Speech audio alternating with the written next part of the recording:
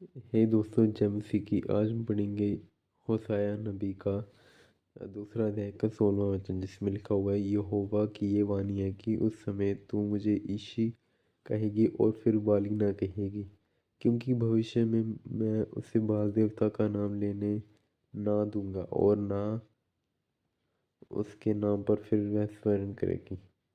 इसमें लिखा हुआ है कि परमेश्वर बताते हैं कि जब इज़राइल है वो यहोवा परमेश्वर को पुकारेगा ईशी कह के। ईशी मतलब माय हस्बैंड, जिससे इज़राइल का नाता है, जो इज़राइल का सच्चा पति है, या फिर कह सकते हो आत्मिक रूप में जो इज़राइल का जो पति है वो यहोवा परमेश्वर है,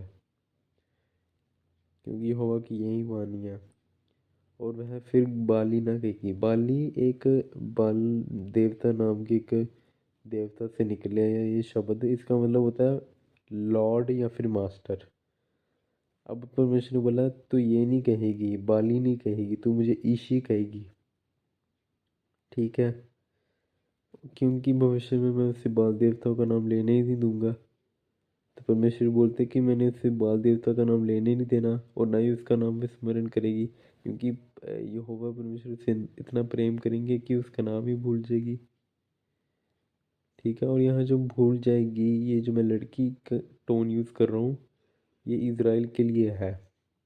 इज़राइल का जो आत्मिक पति है वो यहाँ यहोवा परमेश्वर है। तो यहोवा परमेश्वर कह रहे तू मुझे ईशी कहेगी। ईशी मतलब माय हस्बैंड। अब सच्ची का हस्बैंड नहीं, आत्मिक आत्मिक तौर में अगर हम देखें तो यहोवा परमेश्वर, इस चैप्टर के पीछे एक मतलब छुपा हुआ है, ठीक है, जहाँ कहा जाता है यहोवा परमेश्वर इज़राइल का पति है, सच्चा पति। ये एक सिंबॉलिक मीनिंग कह रहा हूँ मैं।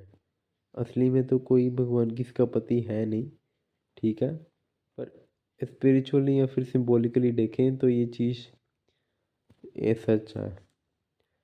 इसलिए अब जो इज़राइल है वो बाल देवता की सेवा नहीं करेगा और यहोवा की सेवा में लगा रहेगा।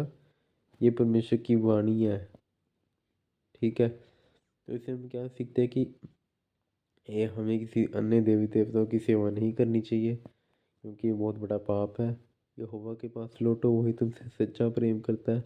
बाकी जितने भी देवी देवता हैं सभी मर चुके हैं, सबकी मौत हो चुकी है, लेकिन जो यहोवा परमेश्वर है, ये यीशु मसीह है, और वो ना सभी जीवित परमेश्वर है। आमीन।